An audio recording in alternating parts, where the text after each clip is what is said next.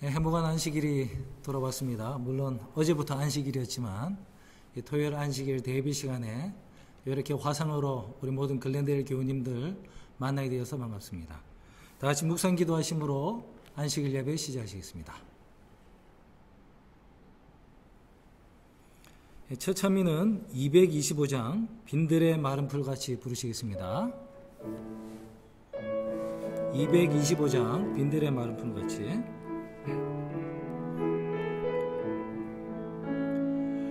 빈들의 마른 풀같이 시들은 나의 심령, 주님의 허락한 성령 간절히 바랍니다.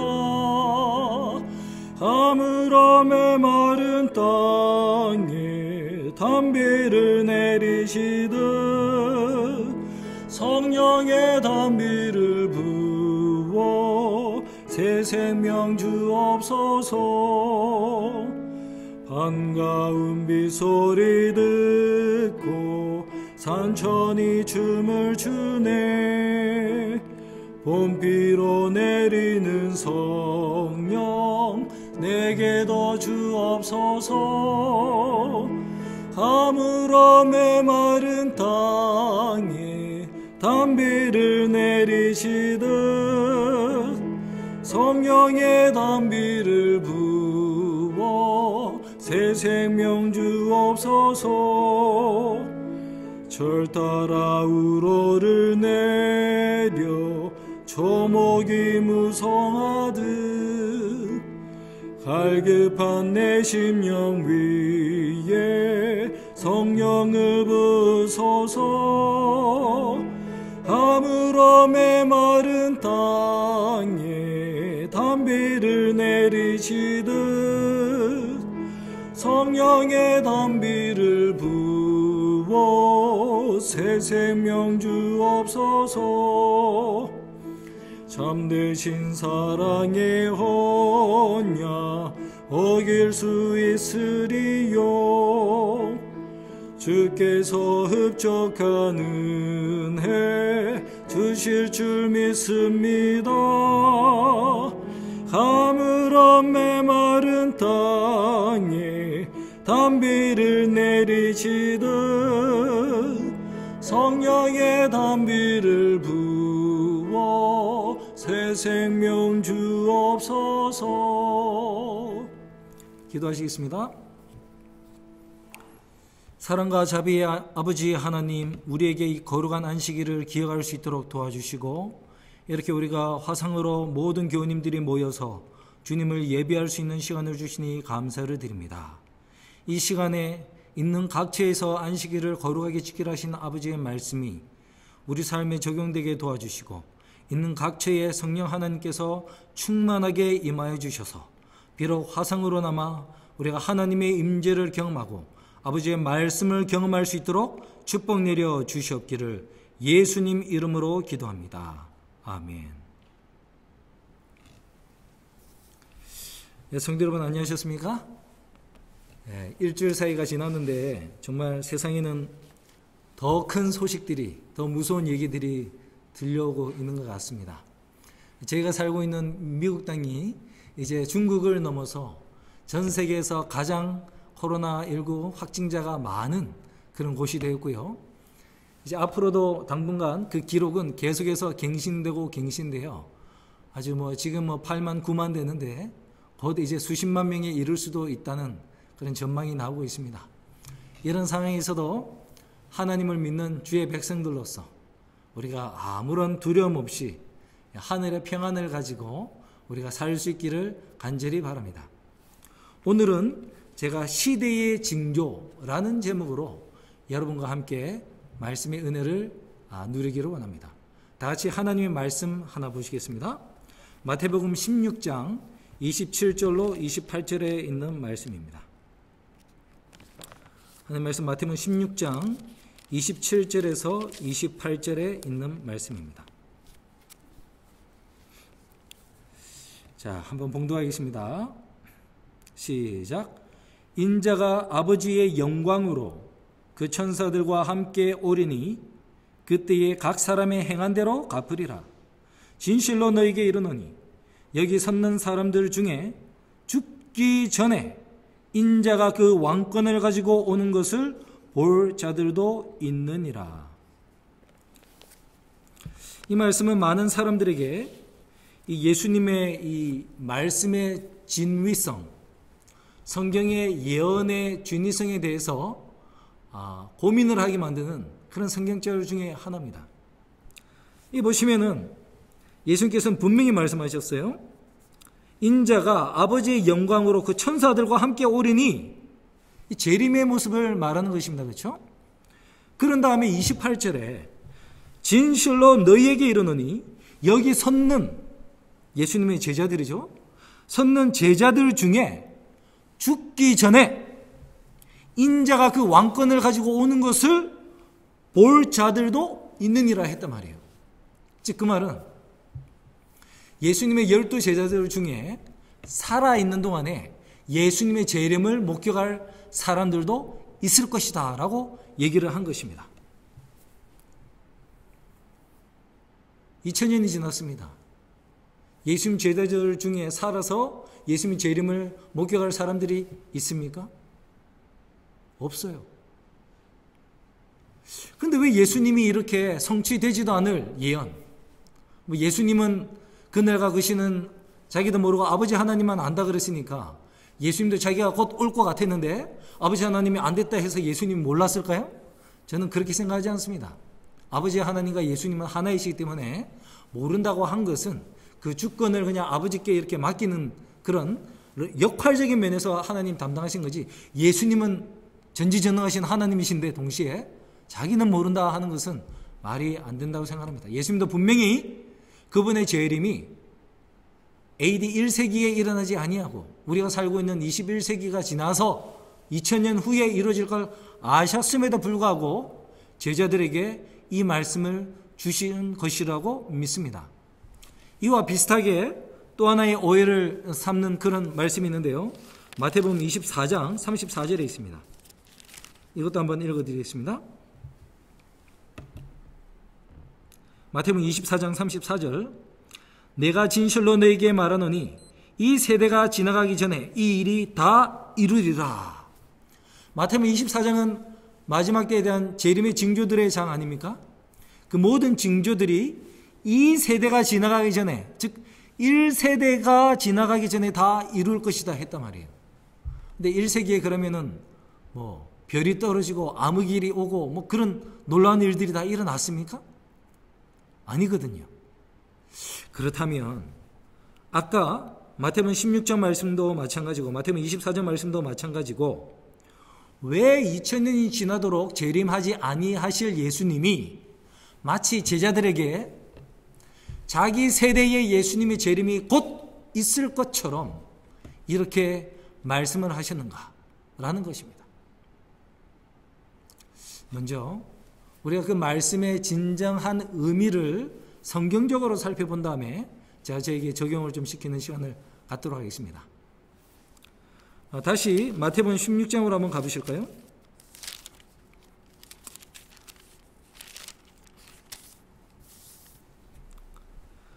(16장) 사건.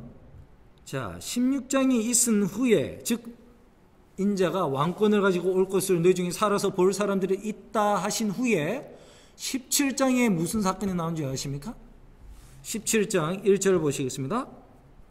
엿새 후에 예수께서 베드로와 야고보와 그 형제 요한을 데리시고 따로 높은 산에 올라가셨더니 저희 앞에서 변형되사 그 얼굴이 해같이 빛나며 옷이 빛과 같이 희어졌더라. 때에 모세와 엘리야가 예수로 더불어 말씀하는 것이 저희에게 보이거늘 했습니다.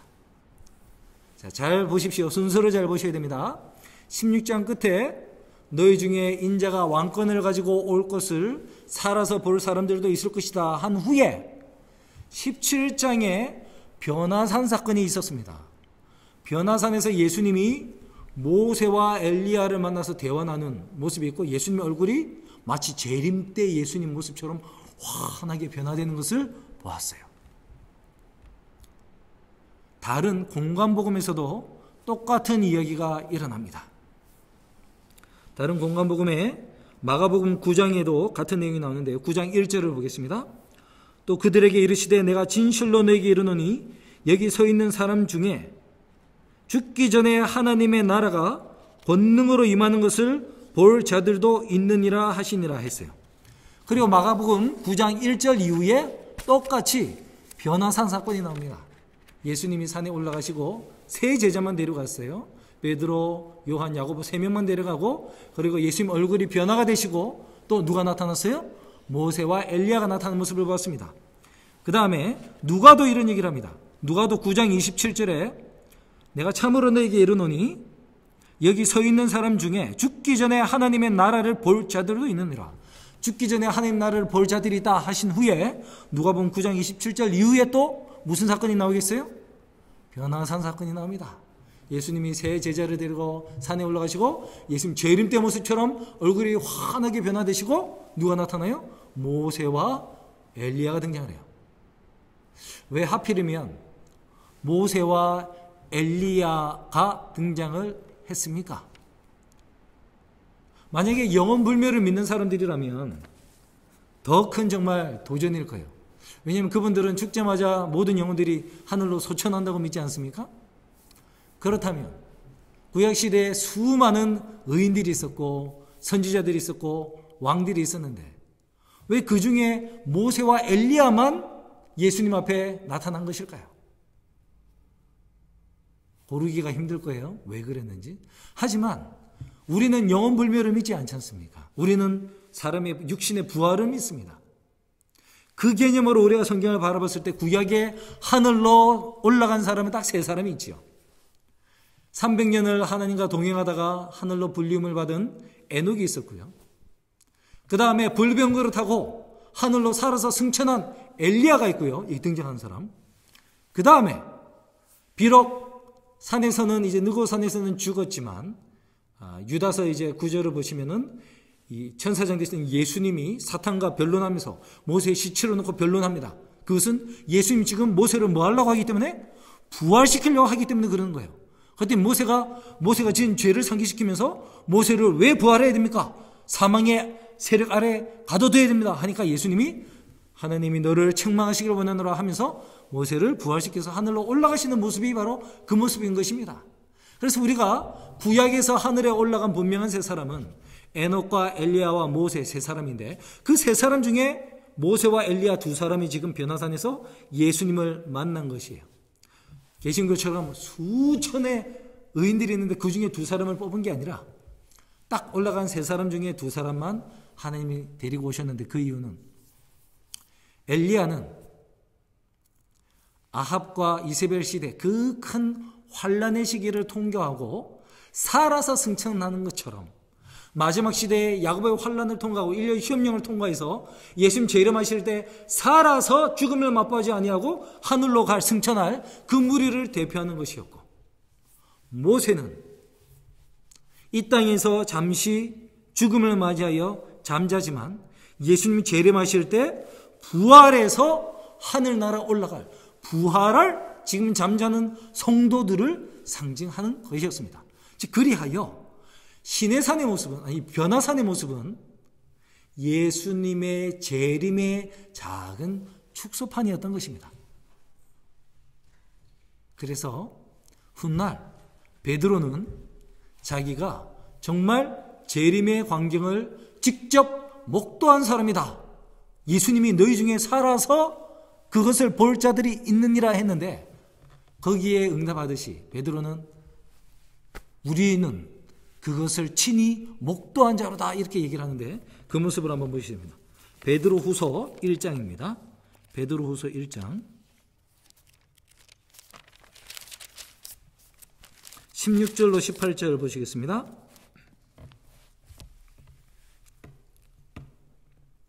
베드로후서 1장 16절로 18절 우리 주 예수 그리스도의 능력과 강림하심을 너에게 알게 한 것이 공교히 만든 이야기를 주신 것이 아니요 우리는 그의 크신 위엄을 친히 본 자라. 지극히 큰 영광 중에 이러한 소리가 그에게 나기를 이는 내 사랑하는 아들이요 내 기뻐하는 자라 하실 때에 저가 하나님 아버지께 존귀와 영광을 받으셨느니라. 이 소리는 우리가 저와 함께 거룩한 산에 있을 때에 하늘로서 나음을 들은 것이니라. 베드로는 이야기를 분명히 하고 있습니다. 우리 주 예수 그리스도의 능력과 강림하심을 너에게 말하는 것은, 예수님의 능력과 예수님의 재림에 대해서 너에게 얘기하는 것은 우리가 공교히 가짜로 지어낸 얘기가 아니라 우리는 그의 크신 위엄을 직접 목도한 사람들인데, 어디에서? 거룩한 산, 변화산에서 하나님이 이는 내 사랑하는 아들이요 내 기뻐하는 자라는 음성을 전해주시는 것을 우리가 들었다. 이 소리를 침례 받으실 때도 들었지만 변화산에서도 하나님께서 해주셨거든요. 그래서 베드로 자신도 바로 그 변화산 사건이 예수님이 16장 끝 마지막에서 말씀하셨던 너희 중에 인자가 왕권을 가지고 하나님 나라가 능력으로 임하는 것을 볼 자들도 있을 것이다 라고 한 것의 성취라는 것을 그가 인정을 하고 알고 있었던 것입니다. 자, 또 하나의 말씀, 아까 이 마태복음 24장 34절, 이 세대가 지나가기 전에 이 모든 일이 이룬다는 말씀은 무엇일까요? 마태복음 24장은 처음에 시작하는 부분이 제자들의 질문으로 시작을 합니다. 제자들이 예수님께 와서 두 가지 사건을 함께 물어봐요. 3절, 24장 3절, 예수께서 감난산 위에 앉으셨을 때에 제자들이 종령이 와서 가로되 우리에게 이르소서 어느 때에 이런 일이 있겠사하며, 이런 일은 예수님이 앞부분에 말씀하신 예루살렘 성전이 돌 위에 돌 하나도 남겨오지 아니하고 다 무너진다는 예루살렘 멸망에 관한 이야기였습니다. 어느 때에 이런 일이 있겠사하며, 또 주의 임하심과 세상 끝에는 무슨 징조가 있사오리까 했어요. 두 가지 질문을 한 거예요. 첫 번째, 예루살렘의 멸망과 예수님의 재림하실 때와 이 세상 끝에는 무슨 일이 있겠습니까? AD 70년에 일어나는 예루살렘의 멸망과 세상 끝에 일어나는 예수님의 재림, 이 두 가지를 함께 물어본 거예요. 그래서 예수님도 대답을 주시는데 이렇게 멀리서 보면은 이 두 가지로 떨어져 있죠. 한 가지로 보면 손목이 하나밖에 없죠. 주먹이. 이런 식으로 24장은 이렇게 이중 예언 구조로 되어 있는 것입니다. 예수님 말씀하신 어떤 예언은 1세기에도 적용되고 실제로 일어났던 성취된 일이 있고요. 그 다음에 마지막 때에만 성취되는 그런 예언도 있는 것입니다. 지금 우리가 아까 살펴봤던 이 34절은 1세기에 관한 이야기일까요? 앞부분을 보시면 29절부터 문맥이 있는데요.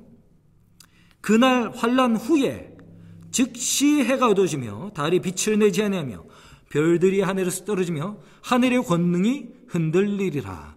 그때 인자의 징조가 하늘에서 보이겠고 그때 땅의 모든 족속들이 통곡하여 그들의 인자가 구름을 타고 능력과 큰 영광으로 오는 것을 보리라. 제가 큰 나팔 소리와 함께 쭉 이렇게 나와요.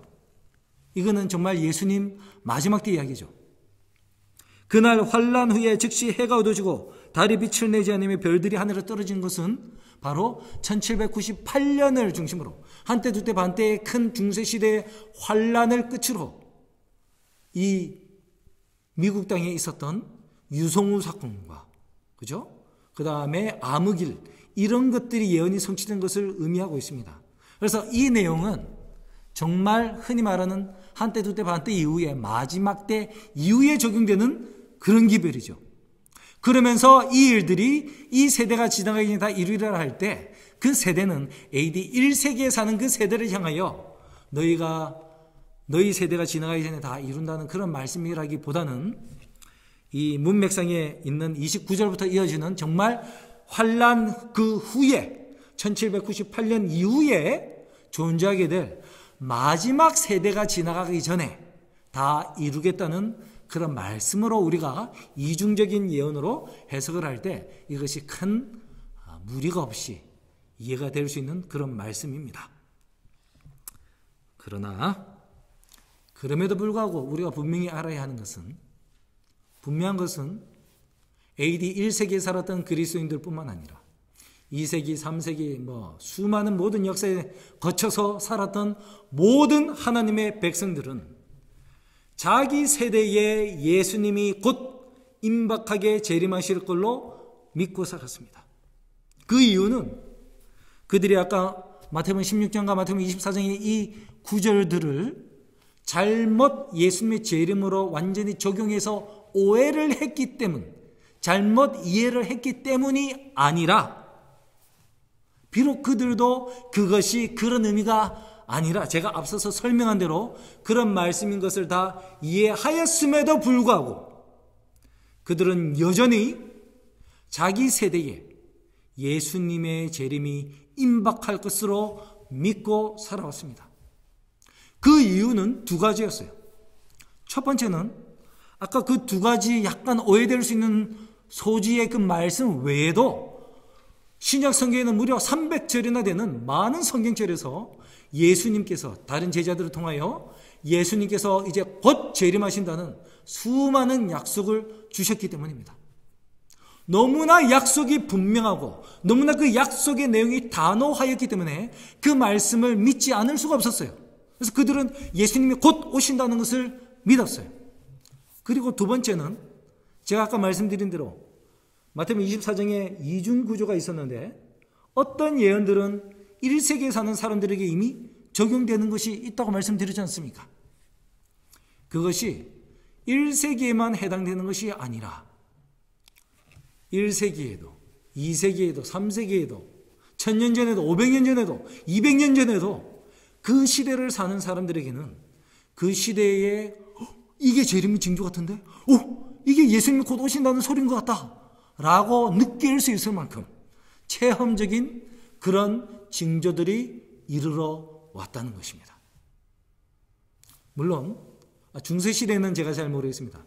그때는 성경을 도무지 읽을 수가 없었기 때문에 그들이 마태복음 24장의 징조들의 내용을 몰랐을 수도 있기 때문에 그들에 대해서는 제가 화관을 드릴 수가 없지만 적어도 말씀을 읽고 알 수 있었던 그런 백성들이 있던 시대에는 그 시대에 사는 사람들은 이게 바로 이 말씀의 성취인 것 같다 라고 하면서 재림이 다가오고 있다는 그런 확실한 징조들을 하나님이 주셨음을 저는 믿습니다. 그리하여 저와 여러분도 마찬가지로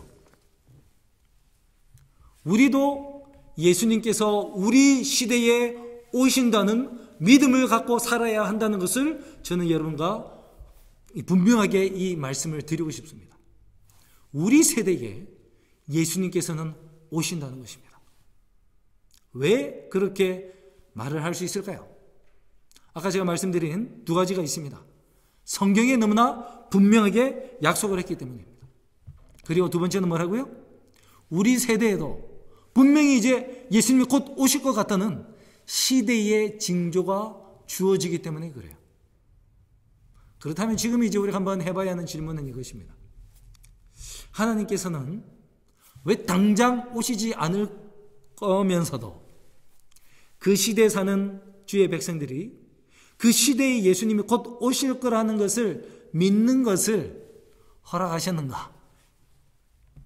왜 하나님께서는 각 시대마다 그의 백성들이 그 시대에 예수님의 재림이 있을 것으로 믿도록 하셨는가?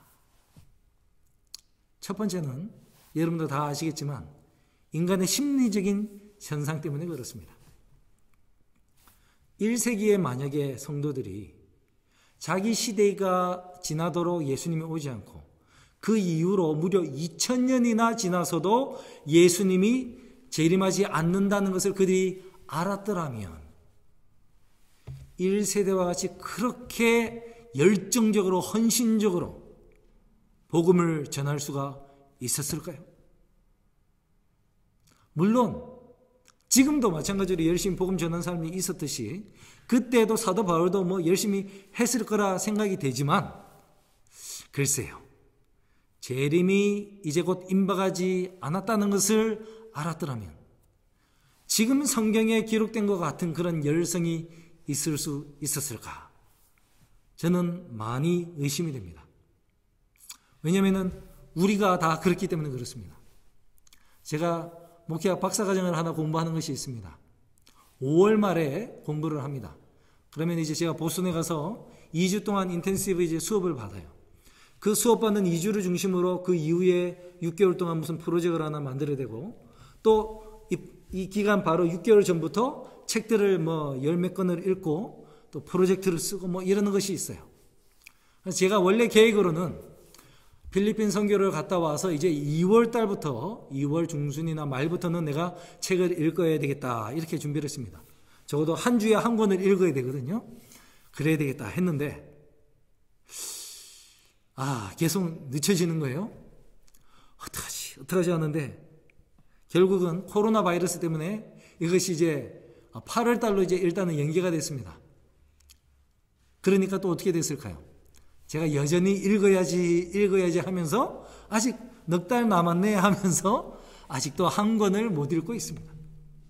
이게 사람들의 심리예요. 우리가 기말고사가 석 달 뒤에 있으니까 석 달 동안은 공부 안 합니다. 그러다가 뭐 합니까? 벼락치기를 하잖아요. 그와 마찬가지로 우리가 재림을 준비하는 것에 있어서도 마찬가지로 그렇게 사는 경향이 있다는 것을 하나님이 아십니다. 우리의 게으르고 무능하고 연약함을 하나님이 잘 아시기 때문에 우리 세대에 예수님이 오실 거라는 것을 믿고 사는 것이 재림을 준비하는 각 시대에 사는 주의 백성들에게 훨씬 더 그 믿음에 도움이 되는 것을 하나님이 아시기 때문에 그 세대 안에 예수님이 재림하실 것을 믿도록 하나님이 의도하신 것입니다. 그러니 여러분, 우리가 예수님이 우리 세대에 온다고 믿는 것은 우리가 예수님의 재림을 올바로 준비하는데 참으로 큰 도움이 되는 것입니다. 1844년이라는 날짜가 정해졌을 때 그 전에 10년 동안 밀러주의 운동가들이 얼마나 뜨겁게 열심히 복음을 전하고 예수님 재림을 전하였습니까? 마찬가지로 우리 세대에, 비록 날짜는 모르지만 우리 세대에 이제 곧 예수님이 오신다는 확신이 우리가 있다면 이 1800만 재림 신도들이 이렇게 연약하게 앉아서 뜨뜻미지근하게 신앙생활을 하지 아니할 것이라고 저는 믿습니다. 여러분, 우리 세대에 예수님이 오신다는 확신을 가지고 정말 우리 신앙이 더욱더 뜨거워지는 그런 마지막 시대의 경험을 할 수 있기를 간절히 소망합니다. 두 번째는 우리의 죽음과 재림과의 연관성 때문에 그렇습니다. 우리는 죽음을 잠이라고 믿고 있습니다. 우리가 오늘 죽었다 합시다. 그럼 잠을 잔 거예요. 그럼 예수님이 한 10년 후에 왔다고 합시다. 그럼 10년이 지났는데 예수님 재림하실 때 우리 이름을 딱 부르실 때 우리가 무덤에서 깨어날 때 우리는 마치 오늘이 며칠이에요? 3월 29일 날 내가 죽었다가 부활하는 것처럼 그렇게 느낄 거란 말입니다. 나는 잠잤다가 아침에 깨어나는 것처럼 느낀다는 거죠. 1세기에 죽었던 사람들도 마찬가지로 그들은 죽은 지 2000년이 지났지만 그들이 부활할 때는 마치 자기 세대에 AD 64년에 죽은 사람은 내가 마치 AD 64년에 예수님을 재림하는 것과 같은 그런 느낌으로 예수님을 맞이하게 될 것이라는 것입니다. 그런 의미에서 우리는 여전히 우리 세대에 예수님이 재림한다고 말을 할 수가 있는 것이에요. 또 이것을 다른 말로 하면 여러분, 우리 세대에 준비가 이루어져야 한다는 말씀이겠죠. 왜냐하면 내가 죽고 나서 2000년이 지나든 3000년이 지나든 그 기간은 나한테는 정말 1시간이나 1초 정도로밖에 느낌이 안 올 거니까. 그런데 중요한 것은 2000년이 지나든 3000년이 지나든 그 기간에 내가 예수님의 재림을 준비하는 기간이 될 수는 없다는 것입니다. 예수님의 재림은 우리 세대에 내가 살아있는 동안에 이루어져야 하는 준비이기 때문에 그렇습니다. 그러니 여러분, 예수님이 만년 뒤에 오든 우리에게는 아무 의미가 없습니다. 내가 내 세대에 내일 예수님이 오신다는 심령으로 오늘 하루하루를 예수님 맞기 위하여 준비할 때에 내 세대에 예수님이 오는 것을 사모하는 사람들이 될 수 있지 않겠습니까? 그래서 여러분, 우리 살아있을 때 이 은혜 기간 동안에 예수님의 재림을 위하여 잘 준비하여서 우리 세대에 예수님 오시는 것을 두 팔 벌려 환영할 수 있는 그런 모든 글렌데일 성도님들 되시기를 간절히 바랍니다. 그리고 세 번째는요, 우리 시대에 주어진 분명한, 너무나 부인할 수 없는 마지막 때 시대의 징조들이기 때문에 그렇습니다. 앞서서도 말씀드렸다시피 각 시대마다 예수님 재림의 징조를 아는 사람들은 이게 예수님의 재림의 징조인 것 같다라고 느낄 수 있는 많은 징조들이 주어져 왔습니다. 허나 특별히 정말 21세기를 살아가고 있는 저와 여러분은 진정으로 마지막 시대에, 성경의 역사가 말하는 그 역사의 마지막 시대에 우리가 진정으로 살고 있기 때문에 우리에게는 너무나 많은 분명한 예언들의 성취가 주어졌고 그것을 보는, 목격하는 놀라운 특권을 가진 이 마지막 시대에 우리가 살고 있습니다. 저는 1970년대에 태어났습니다. 그래서 연세 더 드신 분들이 느낄 수 있는 2차 대전, 6.25 동란, 그 외에도 수많은 격변들에 대해서는 제가 말씀드릴 수가 없지만 그 이후에 80년대부터 있었던 그 여러 가지 징조들 중에 아주 큼지막한 것들을 한 5개를 제가 여러분께 한번 소개를 해드리겠습니다. 여러분도 한번 들어보시고 정말 이것이 마지막 때를 위한, 정말 마지막 때에 맞는 그런 징조의 성취인지를 한번 확인해 보시기를 바랍니다. 첫 번째는요, 1984년에 일어난 일입니다. 1984년에 무슨 일이 있었냐면 미국과 교황청이 국교 수립을 한 날이에요. 1984년입니다. 우리 예언에 의하면 일렬 휴업령이라는 것을 미국이 강요를 해야 돼요.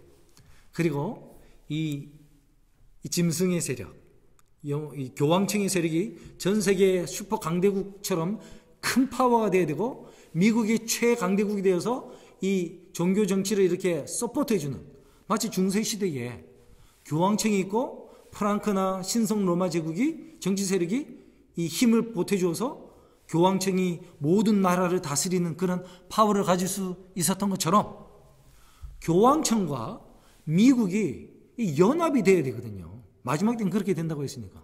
그런데 여러분, 1984년이 될 때까지도 미국은 교황청과의 껄끄러운 관계 때문에, 그 태생적인 한계, 구교와 신교라는 태생적인 한계 때문에 국교 수립을 외면해 왔습니다.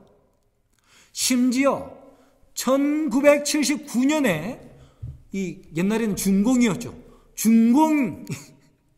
준공과 국교 수립을 맺었어요. 교황청은 중국보다 5년이나 늦어서야 국교 수립을 맺게 된 것입니다.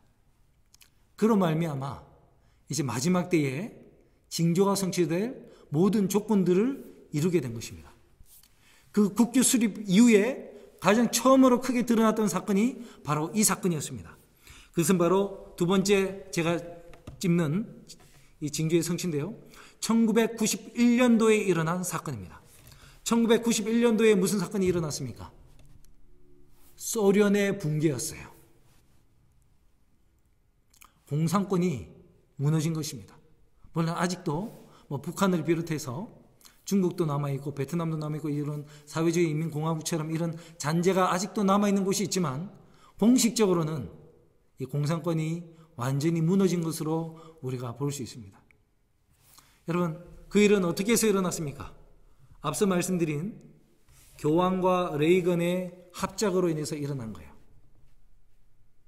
두 사람에게 있어서는 공통의 적이 있었습니다.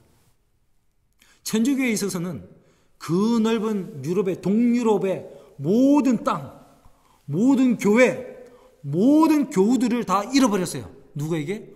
공산당에, 공산주의에. 공산주의는 무신론을 표방하지 않습니까?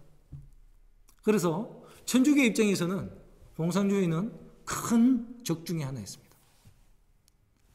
자유주의 입장인 미국에서는 자유주의에 반대되는, 자유민주주의에 반대되는 공산주의가 사상적으로 완전히 적대가 되는 그런 반대 세력이었습니다. 그래서 이 두 사람에게는 공통점이 생긴 거예요. 또 두 사람은 희한하게도 둘 다 총에 맞아서 죽을 뻔한 그런 사건을 경험을 합니다. 그러면서 죽지 않고 살아난 그 하나님의 섭리가 무엇일까? 하나님 왜 우리 둘의 생명을 보존하셨을까?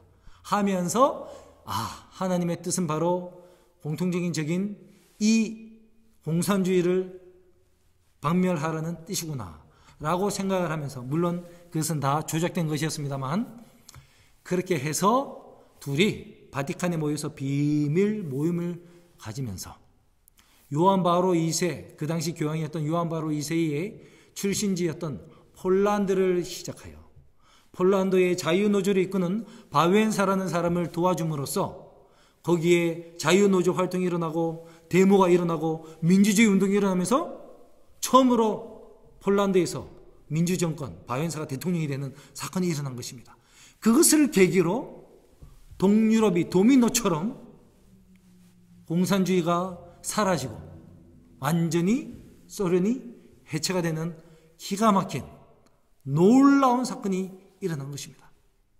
바로 그 사건은 우리가 지난주에 이 다니엘서 11장 공부를 하면서 배웠던 다니엘 11장 40절 이후에 그 마지막 시대에 남방왕이 북방왕을 찌를 것이요. 그랬을 때 북방왕이 회오리 바람처럼 물에 넘침같이 내려가서 또 공격한다고 하지 않습니까? 1798년을 기점으로 프랑스 혁명, 무신론에 의하여 상처를 받아서 세습권이 실추되었던 천주교황이 훗날에 다시 상처가 나으면서 이제는 어떻게 되는 거예요? 남방왕을 회오리 바람처럼 물에 넘침같이 완전히 쓸어버리는 역사가 바로 1991년 이후에 공산권의 몰락으로 성취되는 것을 우리 세대에 우리 눈으로 그것을 바라본 것입니다. 그때만 해도, 소련이 무너지기만 해도 세상의 사람들은 이 세상이 예수님 재림이나 이런 것이 아닌 두 서방세와 이 공산권과의 핵전쟁으로 멸망할 것이라고 그렇게 믿어왔었습니다. 그래서 얼마나 거기에 관련된 많은 소설과 영화들이 있었습니까? 그런데 성경의 예언에 하면 미국만이 유일한 탑 국가가 되어야 되거든요. 그런데 소련이 있었단 말이에요. 근데 하나님께서 기가 막힌 방법으로 총 한 방울 울림 없이 소련이 완전히 이 지구상에서 공산주의 소련이 사라지게 해주신 것입니다. 여러분, 지금도 여전히 하나님의 말씀을 알지 못하는 사람들은 G2다 해가지고 중국이 마치 먼 미래에 미국의 패권을 이어받아서 미국을 대신하여 중국이 패권 국가가 될 것이라고 믿는 G2 하는 이야기를 십수년 전부터 여러분은 들어오셨을 거예요. 하지만 여러분, 우리가 읽고 해석하는 이 성경은 이 마지막 시대에는 오로지 미 합중국만이 전 세계의 유일한 슈퍼파워로 남는다고 예언하고 있습니다. 이 믿음에서 우리가 한 발자국도 물러가지 마시고, 많은 사람들이 중국을 바탕으로 또 예언 해석을 적용하고 할 때 절대 믿지 마시고, 오로지 이 마지막 때 최고의 파워들은 로마 교황청과 그것을 서포트하는 최강대국 미 합중국밖에 없을 것이라는 것을 기억하시면 좋겠습니다. 한 가지 재미있는 이야기가 있습니다. 제가 1994년도에 삼육대학교 신학과에 입학을 했습니다. 그때 한 목사님이 이런 얘기를 하셨어요. 안타깝다는 얘기를 했어요. 뭐가 그래 안타까운가? 우리는 마지막 시대의 슈퍼 강대국으로 미국밖에 남지 아니할 것을 알았다는 것입니다. 즉, 북방왕이 남방왕을 멸할 것을 알았다는 거예요. 천주교회가 무신론을 박멸할 것을 예언으로 우리는 알고 있었다는 것입니다. 우리가 만약 1년에 한두 차례 정도만이라도 대형 신문에 주 일간지에 그 일면을 전면 광고로 이 마지막 시대 다니엘서 11장 40절 이후에 예언에 의하면 누가 어떻게 된다? 천주교의 교황의 힘으로 말미암아 또 미국의 협작으로 말미암아 남방왕인 이 소련을 대표하는 이 무신론, 공산주의가 망할 것이다 라는 것을 큰 글씨로 이렇게 우리가 좀 기재를 해왔더라면 1991년도에 소련이 무너졌을 때 또 그것이 정말 실제로 전쟁이 아니라 로마 교황청과 미국의 합작으로 거룩한 동맹으로 이것이 이루어졌다는 것이 밝혀졌을 때 얼마나 많은 사람들이 우리 교회가 해석하는 방식대로의 예언에 관심을 가지면서 재림교인이 되었을까 하는 안타까움을 얘기를 하셨었습니다. 참 그러고 보니 참 안타깝더라고요. 여러분, 하지만 아직도 성취가 되어야 할 많은 예언들이 남았습니다. 그 예언들을 우리가 깊이 연구하여서 우리 이웃들에게 미리미리 얘기해 주면 어떨까요? 이거 봐, 앞으로 이런 일이 있을 거야. 그때 되면 꼭 나한테 찾아와서 성경부 해달라고 해. 이런 얘기를 흘리시기 바랍니다. 그래서 그 예언이 성취가 될 때 그 얘기를 지금은 아유 엉뚱한 소리 하는 이단들 할지라도 그분들이 예언이 성취될 때는 성령의 음성을 듣고 여러분에게로 우리에게로 올 줄 누가 알겠습니까? 그래서 예언을 사랑하고 예언을 미리 많이 전해서 우리가 마지막 때를 잘 준비하고 우리뿐만 아니라 우리의 기별을 들은 많은 이웃들의 미래를 잘 준비할 수 있게 되기를 간절히 소망해 봅니다. 그 다음에 징조는요, 2001년도에 일어섰습니다. 2001년도 9월 11일 날입니다. 여러분 잘 아신 대로 쌍둥이 빌딩이 공격을 받은 날입니다. 그때 미국 사람들은 정말 제대로 된 공포라는 것, 두려움이라는 것을 경험해 보았습니다. 지금까지 미국 본토가 공격을 받은 적은 단 한 번도 없었습니다. 하와이의 펄하버도 본토는 아니잖아요. 그렇죠? 그런데 미국의 중심부인 뉴욕의 맨하탄이 공격을 받은 거예요. 그것도 다른 군사적인 공격이 아니라 민간 항공기가 추락을 함으로써 공격을 받은 것입니다. 물론 여러분, 이 사건에 대해서는 여러 음모론이 있는데 그 음모론도 굉장히 설득력이 있고 저도 거기에 어느 정도는 공감하는 부분이 있습니다. 그래서 그게 실제로 아랍 사람들이 했는지 음모론대로 됐는지 그거는 여러분 각자의 판단에 맡기겠지만 어쨌든 911이 있은 이후부터 세상은 굉장히 많이 바뀌게 되었습니다. 물론 이제 정치적인 면에 있어서는 그 사건을 빌미로 미국이 다시 한번 중동으로 전쟁을 하러 가는 일이 있습니다. 아프가니스탄 전쟁을 끝낸 후에 갑자기 불똥이 누구에게 튀었습니까? 사담 후세인에게 튀었어요.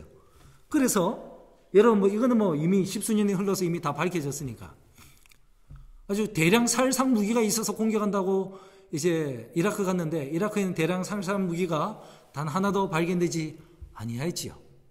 그러면서 10년의 전쟁이 흐르는 동안에 어떤 일이 있었는지 아십니까? 여러분이 생각해 보세요. 한국에서 여러분이 어린 시절 여러분 동네에서 자라는 동안에 여러분 동네에 10년 동안 포탄이 떨어졌다고 생각해 보십시오. 그래서 수많은 여러분이 아는 친구, 동네 사람들, 가족들이 죽었다고 생각해 보십시오. 여러분은 미국에 대한 얼마나 큰 증오심과 적개감을 가지고 살아났겠습니까? 마찬가지로 중동에 10년 동안의 전쟁으로 말미암아 또 잘못된 드론의 오폭 공격으로 말미암아 멀쩡하게 아무런 미국에 대해서 감정이 없던 아이들 마음속에 미국은 우리의 원수라는 그런 증오심과 적개심을 가지고 미래의 테러리스트들을 만드는 그런 엉뚱한 결과를 낳게 되었습니다. 그리고 더 나아가서 10년이 지난 2011년에는 여러분 잘 아시는 이 아랍의 봄, 제스민 혁명이 일어나면서 많은 중동 국가의 독재자들이 다 사라지고 민주화 운동이 일어나는 그런 일이 있었습니다.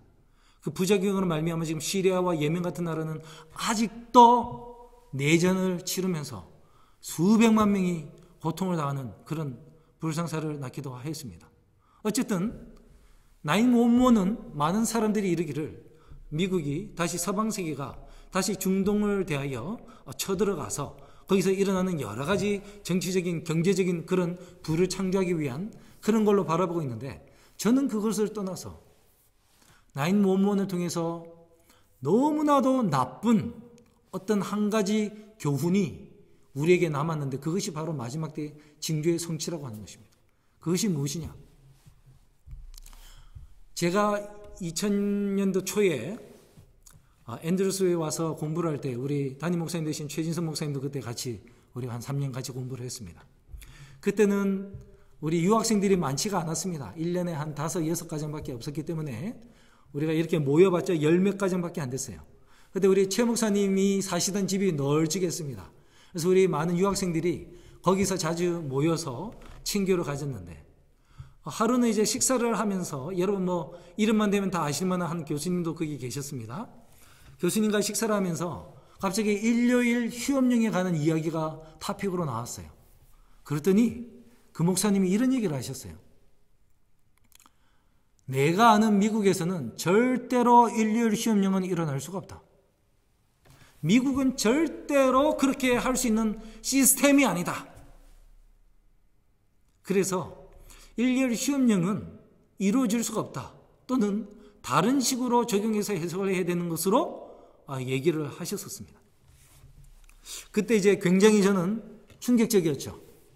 어떻게 일요일 휴업령이 미국에서 내린다고 분명히 각 시대의 대쟁투와 또 우리가 요한계시록의 해석을 통하여 그렇게 지금까지 이해를 하고 해석을 해왔는데, 그것을 부정을 하시다니 굉장히 충격적이었습니다.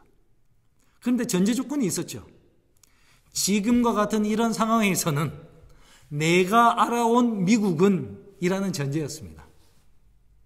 맞습니다. 우리가 알아오던 미국은 정말 어린 양의 모습을 가진 그런 나라였습니다. 그런데 지금은요, 우리가 알고 있는 미국이 많이 변했습니다. 특별히 911을 이후로 굉장히 많이 변했는데요. 911 때 제가 바라본 가장 슬픈 결과 중에 하나는, 사람들이 이제 갑자기 공포와 패닉에 빠졌지 않습니까? 그 공포를 이용해서 이 정부가 애국법이라는 것을 신속하게 통과를 시켰어요. 그는 뭐냐면, 그 사람 누구예요? 정보부에서 있다가 스노든인가 그런 사람이 있었죠. 그 사람이 말한 것처럼 불법적으로 아무런 영장과 이런 거 없이 각 개인을 감청하고 도청하고 감시할 수 있다는 것이었습니다. 또는 개인의 자유를 잠시 동안 억압할 수 있었어요. 그래서 그 당시에 911이 있은 후에 중동 사람처럼, 이슬람 사람처럼 보이는 사람들은요, 길거리에서 체포영장 없이, 변호사의 선임 없이 마음대로 이민국이 잡아가서 취조를 하였습니다. 그 숫자가 무려 5,000명이나 되었다는 거예요. 그리고 아프가니스탄과의 이제 전쟁을 하면서 그곳에서 적국 이 사람이 알카에다 조직원처럼 보인다 하면 무조건 잡아왔어요. 그래서 관타나모 베이에 그 수용소에 무조건 가다 놨어요. 거기는요, 국제법이 전혀 적용되지 않았습니다. 제네바 협약도 적용되지 않았어요. 얼마나 비참하게 간수들이 죄수들을 막 부려먹었는지 여러분 그거 다 아시지 않습니까? 그런데 더 무서운 것은 우리 일반 미국 국민들의 마음이었습니다. 평상시 같으면 개인의 자유는 절대로 침해되어서는 안 돼. 개인의 양심은 절대로 침해되어서는 안 돼. 인권이 존중돼야 돼. 이러던 사람들이 갑자기 911 사건이 딱 있으면서 테러당했다고 하니까 멘붕 상태라고 그러죠. 이성을 잃으면서 공포에 확 이렇게 휩싸이면서 그래 나의 안전과 내 가족의 생명을 지키고 공공의 안녕을 위해서는 이 소수의 이슬람 사람들, 중동 사람들, 이 소수의 자유와 인권과 그들이 누려야 할 법적인 책임은, 법적인 권리는 잠시 우리가 눈 감아도 된다라는 나쁜 선례를 남겼다는 것입니다. 그리고 그것을 국민적으로, 사회적으로 한번 우리 DNA 속에 이거를 습득을 해버렸어요.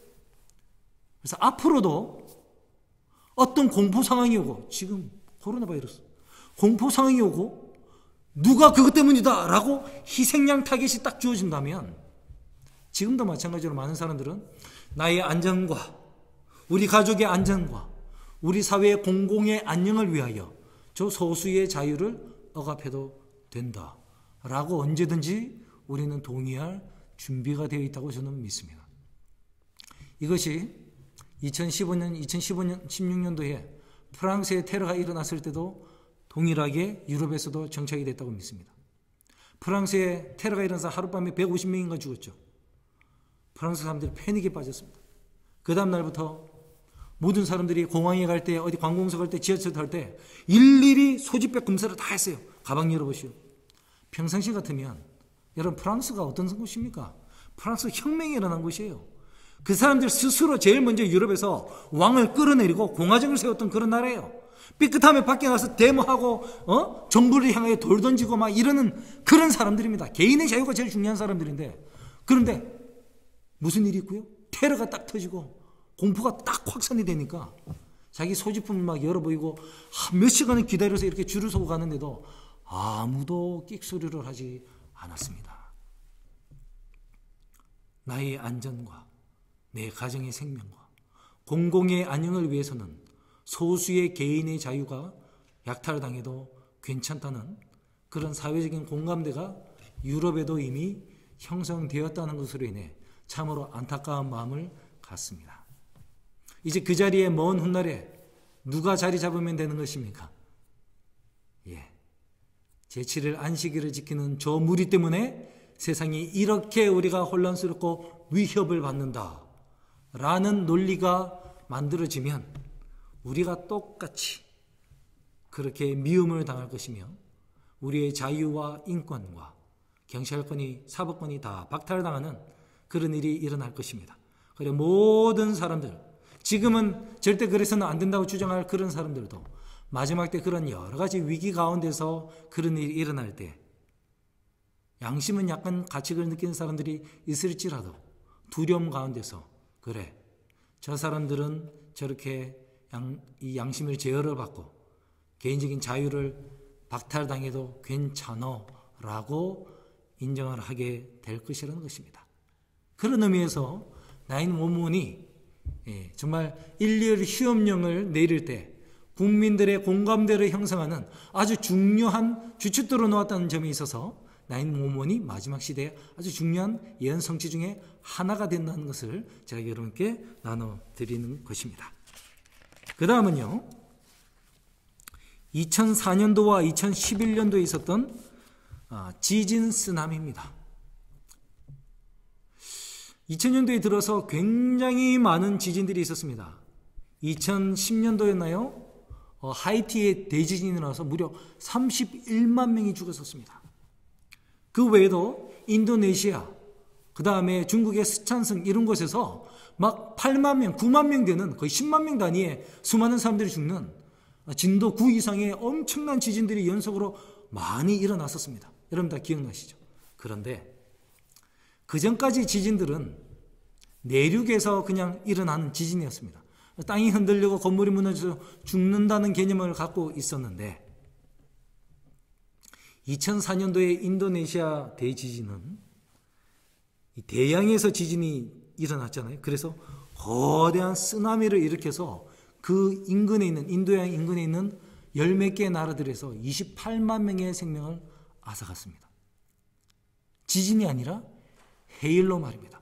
2011년도에 동일본 대지진도 마찬가지였어요. 그 전까지는 우리가 쓰나미라는 것을 잘 몰랐습니다. 그런데 지진이 쓰나미를 일으키러 함께 이게 작용할 수 있다는 점에 있어서 굉장히 우리가 이제 두려움을 갖게 됐어요. 왜? 여러분 지도를 잘 보십시오. 세상에 유명한 커다란 대도시들은 항만을 끼고 있어요. 해안가에 자리 잡고 있습니다. 그래서 이런 식으로 지진의 해일이 일어난다면 엄청나게 큰 피해를 입을 대도시들이 많아졌기 때문에 그렇습니다.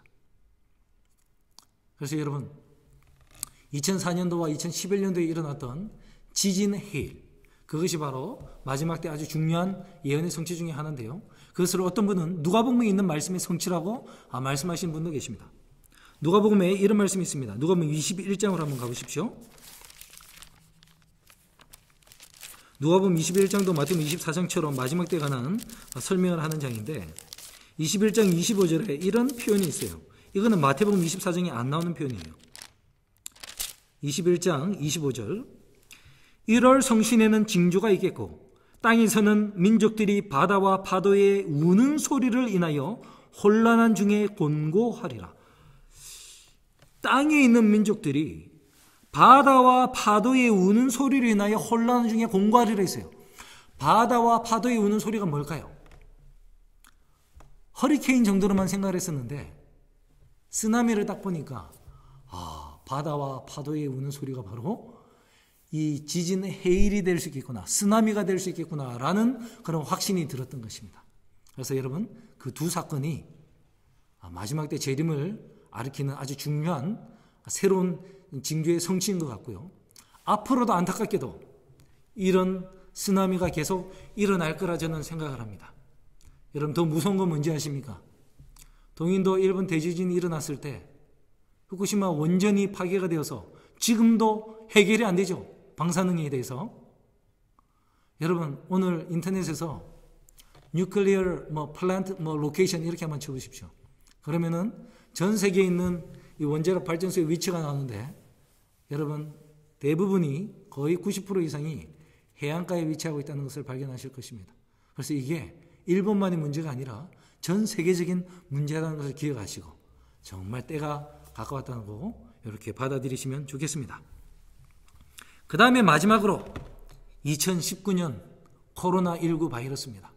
지금 저와 여러분이 지금 현재 진행형으로 겪고 있는 그런 것입니다. 한 번도 경험해 보지 못한 그런 경험이었습니다. 많은 바이러스들이 오고 갔지만 한 지역, 한 나라에만 국한되었지 이렇게 전 세계적으로 확산이 될 줄은 그 누구도 몰랐었습니다. 각 나라의 국경이 봉쇄가 되고 회사가 문을 닫고 공장이 문을 닫고 학교가 문을 닫고 심지어는 교회도 이렇게 잠시 동안 문을 닫게 될 줄을 누가 알았습니까? 여러분 그런데 많은 사람들이 불평을 하던가요? 학교 문 닫아야 돼. 그러면 우리 애들 보기 힘든데 나 맞벌이해야 되는데 그래 어쩔 수 없어. 직장도 문 닫아. 그럼 저 뭐 먹고 사나요? 가게도 투고 외에는 픽업 외에는 절대 안 돼. 문 닫아. 사람들이 난 그럼 어떻게 살아 하면서 막 밖에 나서 원래는 데모해야 되는 거 아니에요? 원래 그럴 사람들인데 아무도 안 나왔잖아요. 집에 있으라 한다고 집에 있잖아요. 왜 그렇습니까? 공포 때문에 그런 거예요. 제가 말씀드렸잖아요. 공포가 확 우리를 휘잡으면 이성이 마비가 되고 두려움 가운데 아주 능동적이가 아닌 수동적으로 정부의 권한을 따르게 됩니다. 우리가 교회 문을 닫으라고 했어요. 물론 우리가 이해합니다. 왜 한국에서 신천지가 계속 모이다가 확진자가 그렇게 났고, 그죠? 그리고 다른 개신교회도 예배드리다가 그 가운데서 계속 확진자가 나니까 하나님께서 영광을 받지 못하셨어요. 오히려 손가락질 당하고 교인들이 욕을 먹었어요. 저 사람들 교회 문 여는 게 헌금 때문에 돈 받으려고 그런다고 하면서 세속적으로 사람들도 해석을 하고 그랬었습니다. 그걸 우리가 알기 때문에 우리가 일단은 국가의 법정을 우리가 존중하면서 지금 이렇게 화상 채팅을 하는 거예요. 그런데 만약에 여러분 이것이 코로나 바이러스 때문이 아니라 다른 어떤 여러 가지 복합적인 상황이 있었고 또 그것도 이제 물론 이제 공포가 가득 찬 거예요. 공포 가운데서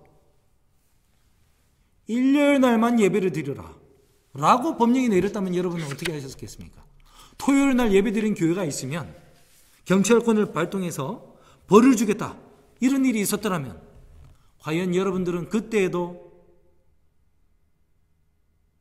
하나님의 말씀을 순종한다고 하면서 안식일에 나가서 이렇게 여기 앉아 계실 수 있으시겠습니까?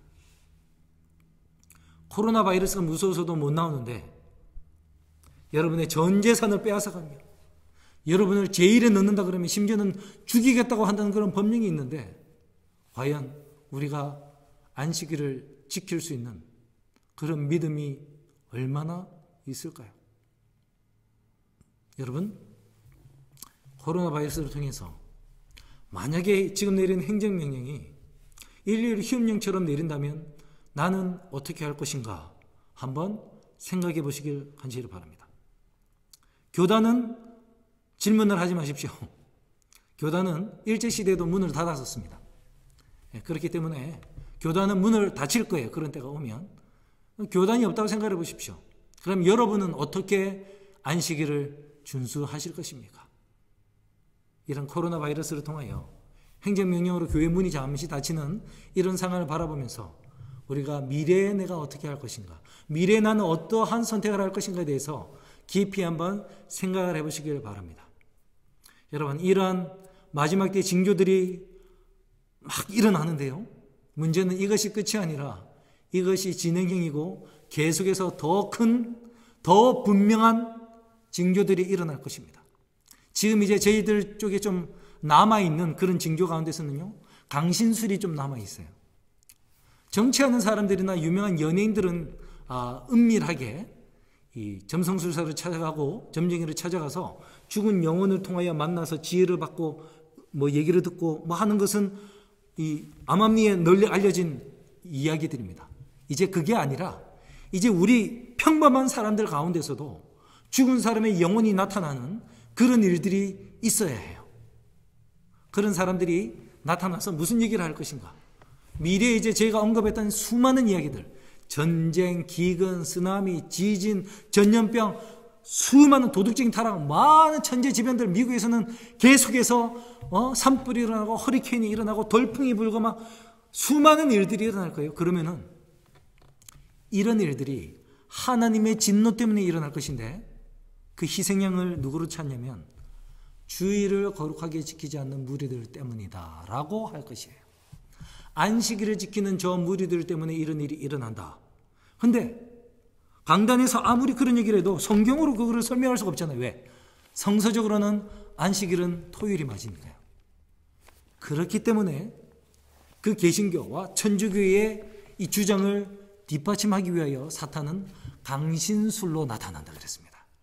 죽은 사람의 영이 나타나서 기적을 일으키고 놀라운 기별을 하나님께로부터 받았다고 가르칠 것인데 그 기별이 바로 지금 세상에 일어나는 이 모든 것들은 하나님의 진노하심으로 일어난 것인데 그것은 하나님의 부활로 예수님의 부활로 말미암아 거룩하게 한 주의를 지키지 않는 저 안식일을 준수하는 사람들 때문이다 라고 희생양을 타겟을 정해주면 사람들이 안식일 교인들을 핍박하게 되는 그런 일이 일어나게 되는 것입니다.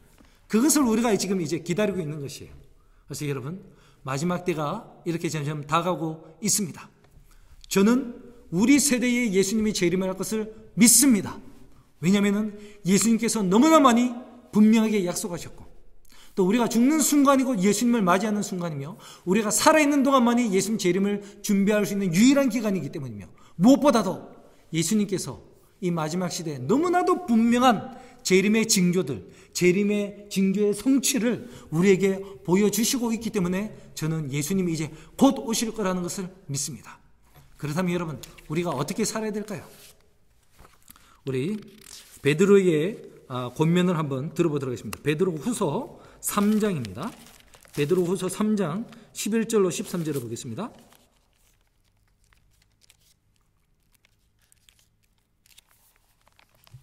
자, 읽겠습니다. 베드로서 3장 11절로 13절. 이 모든 것이 이렇게 풀어지리니 너희가 어떠한 사람이 되어야 마땅하냐? 거룩한 행실과 경건함으로 하나님의 날이 임하기를 바라보고 간절히 사모하라. 그날에 하늘이 불에 타서 풀어질 물질이 뜨거운 불에 녹아지려니와 우리는 그의 약속대로 의가 있는 곳인 새하늘과 새 땅을 바라보도다. 모든 것이 이렇게 불에 풀어지고 녹아지고 멸망하고 타버릴 텐데 우리는 어떻게 살아야 하는가? 거룩한 행실과 경건함으로 하나님의 날이 임하기를 바라보고 간절히 사모하라 그랬습니다. 거룩한 행실과 경건한 삶을 살라고 했습니다. 하나님의 날이 임하기를 바라보고 예수님 재림을 고대하고 하늘 나라를 간절히 사모하라고 했습니다. 사랑하는 성도 여러분, 지금은 이 땅을 바라볼 시간이 아닙니다. 지금은 그 새 하늘과 새 하늘을 사모하면서 그 나를 바라보고 살아야 합니다. 경건하게, 거룩한 삶으로서 예수님 맞을 준비를 하면서 살아가야 합니다. 그것이 바로 하나님께서 우리에게 코로나 바이러스를 허락하신 목적이라고 생각합니다. 여러분, 시간이 많이 있습니다. 자택근무를 해야 되고, 아니면 직장이 문을 닫았고 가게 오픈을 못하기 때문에, 손님이 없기 때문에 시간이 상대적으로 많아요. 그동안에 우리가 너무 돈 번다고 너무 바쁘게 살지 않았습니까? 이제 시간이 많으니까 여러분, 이 기회를 뭘로 삼아야 되겠어요? 미래에 대해서 준비하는 기간으로 삼게 되길 바랍니다. 예언 공부를 한번 해보시는 거 어떻습니까? 여러분, 유튜브 가서 김대선 목사 예언 공부 이렇게 다니엘서 세미나 이러면 너무 많이 있습니다. 영어로도 너무 많이 있고, 시간 나실 때 그 시리즈를 한번 처음부터 끝까지 한번 다 들어보시면 어떻습니까? 그래서 마지막 때 이런 식으로 종말이 찾아오겠구나. 그리고 지금은 어느 때쯤인데 내가 부족한 건 이거니 나는 이걸 준비해야 되겠다. 어떻습니까? 여러분, 집에서 와이프인의 각 시대의 대쟁투 또는 살아남는 이들을 한번 정독해 보시면서 내가 마지막 때 무엇이 부족한지, 내가 무엇을 해야 하는지 한번 그 답을 한번 찾아보시는 것은 어떨까요? 이렇게 본의 아니게 시간이 많이 주어진 이때를 예수님의 재림을 준비하면서 우리가 삼고 하나님 말씀에 또 기도로 또 예수님과 더욱더 가까워질 때에 정말 본의 아니게 코로나 바이러스로 인한 하나님의 뜻하지 않은 축복이 우리 모든 글렌데일 교우님들 가정에 임하게 될 거라 믿습니다. 그리하여 우리 모두가 예수님 재림하는 날 구원에 이르게 되기를 간절히 소망하면서 예수님 재림이 우리 세대에 올 것이라는 확신을 가지고 살게 되시는 우리 모든 글렌데일 교우님들이 되기를 간절히 바라면서 오늘 말씀을 마치겠습니다. 지금 시간은 각 가정별로 헌금하는 시간을 갖겠습니다. 지난주 보니까 우리 각 가정에 가장 되시는 아버지께서 이렇게 봉투로 준비를 하셔서 미리 따로 모으셔도 된다고 하시고요. 또는 이제 인터넷이 되시는 분들은 온라인 기빙에서 이렇게 헌금을 드리시면 되겠습니다. 드리셨다 치고 제가 헌금을 위하여 기도하겠습니다.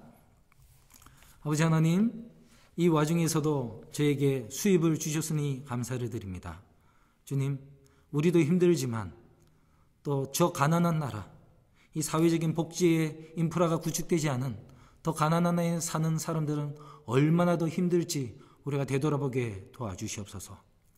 그리고 여전히 발전되고 앞으로 계속 나아가야 하는 많은 이 하나님의 선교의 프로젝트들, 건축 사업들, 학교 사업들, 병원 사업들 계속 진행되기 위해서는 재정이 필요합니다. 주님, 우리가 이때에도 그 재정을 서포트할 수 있도록 지금 우리 마음속에 헌신하는 마음을 주셔서 우리가 한시라도 선교사가 쉬지 않도록, 하나님의 사업이 제3세계에서 스탑되지 않도록 우리가 헌금으로서 지원할 수 있도록, 또 그렇게 지원할 수 있도록 하나님 재정의 축복을 허락하여 주시옵소서. 이 헌금들이 요긴하게 주의 뜻에 맞게끔 잘 사용되어서 주님의 재림을 촉진하게 되길 간절히 바라며 사랑하신 예수님 이름으로 기도합니다. 아멘. 이제 다 같이 둘째 찬미 부르도록 하겠습니다. 둘째 찬미는 예수로 나의 구주 삼고 624장입니다. 자, 1절과 3절을 부르도록 하겠습니다.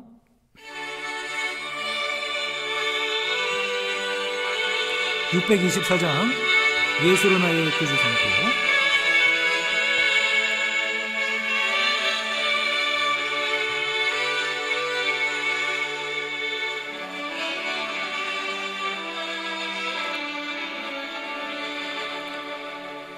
예수로 나의 구주 삼고 성령과 피로써 거듭나니 든 세상 사는 내 영혼이 하늘의 영광 누리도다. 이가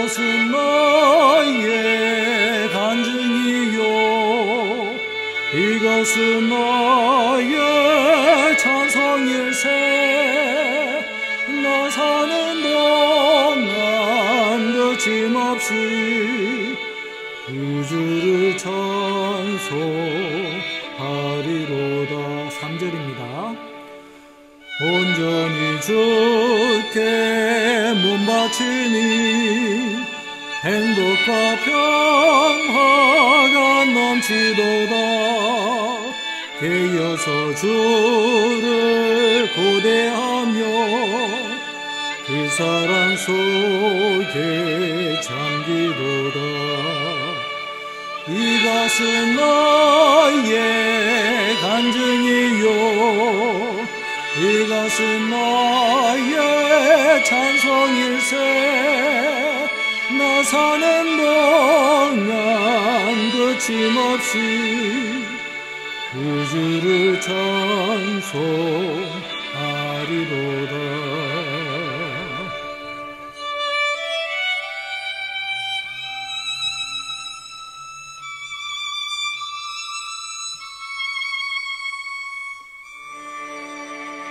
기도하겠습니다.